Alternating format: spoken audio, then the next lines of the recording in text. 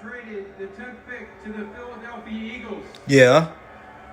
With the 10th pick Yeah. in the 2021 NFL Draft, the Philadelphia Eagles select Devontae Smith.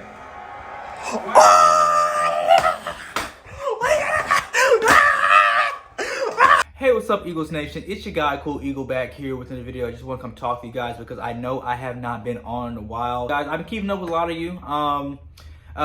Just life been going. If you check out the new place, man, I'm still unpacking things as we're going through these sessions and traveling, man. I did not think California was going to be as beautiful as advertised, man. I went during Oscars weekend, and down Melrose, all the nice restaurants out there. So if you have time to travel and money, of course, because money is a big thing when you're traveling, definitely go to California if you can. Go out to the West Coast and experience that vibe. If you want to follow my journey in the gym, because I have been shredding lately after weeks long of bulking, follow me on Instagram.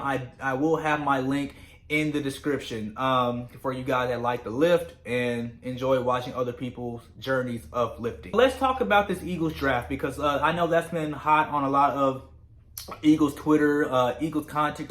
I was super excited when we drafted Devonta Smith. Is an exceptional talent despite his size, and for a lot of people out there trying to count the man out because of his size, remember, there are actually 6'4", 225-pound men who are more injury prone than guys who are a lot smaller than him. You know what I'm saying? Like Deshaun Jackson, I think early in his career played a lot more games than guys who were a lot bigger and taller than him. So, and then Marvin Harrison, Hall of Famer, about the same size. I think Reggie Wayne was about the same size. Deshaun Jackson, who I just mentioned, same size.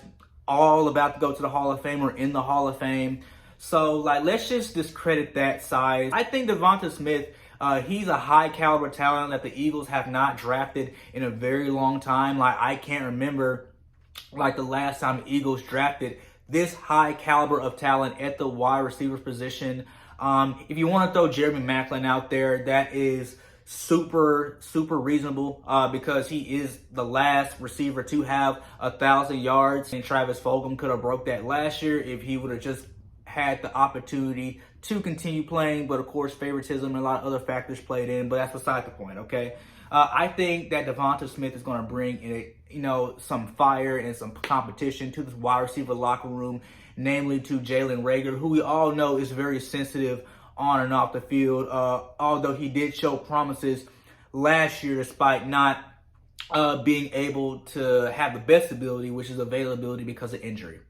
Now, he'll have a lot to prove coming into this year. A lot of reports are saying that he will play a larger role going into 2021, but I'm very excited to see the competition going into training camp. The method that we got Devonta Smith, we traded up with our enemy, the Dallas Cowboys, who a lot of Eagles fans were very surprised it happened. But let's just rewind back to 2007 when we did business with the Dallas Cowboys to draft Kevin Kolb, which was also a very questionable decision, and obviously still questionable up to this day, because we know what Kevin Kolb turned out to be. All right, so I like Devonta Smith, even though I was really gunning for Micah Parsons, man, and I'm still very disappointed that we could not get Micah Parsons, man, because I think Micah Parsons would have been very exceptional on this team, especially in a position where the Eagles don't really invest a lot of attention in. I think I said a stat about numerous videos ago about how the Eagles invested the 30th most into their defensive capital, but invest so much into an offense only to go 4-11-1. We don't want to do that again. But I think Devonta Smith is exceptional talent. You got to take somebody with that 10th pick. So, but the second pick, I know a lot of people probably had their pros and cons of this pick. The cons really being the injury history of Landon Dickerson, but a lot of reports and the guys who scouted him around the South Carolina area,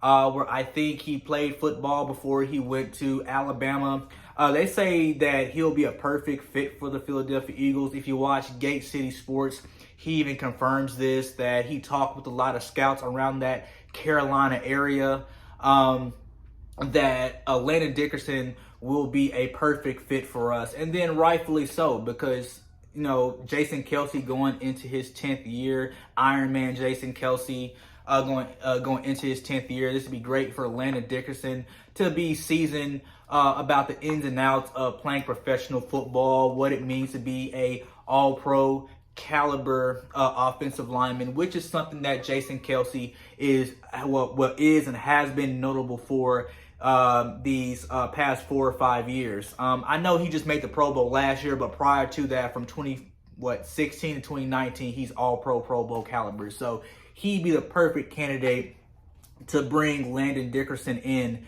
and show him the ropes of what it means to be all-pro caliber, and I think it'll work out in the end. And honestly, I think that Landon Dickerson has the potential to be better than Jason Kelce was in his first 4 years. Like his size, we know that Jason Kelce came in very undersized at like 280. We got Landon Dickerson at like 320, 330. You know, so I think he has the ability to make a Pro Bowl in his first 4 years, something that Jason Kelce did not do until his like 4th, 5th year in the league.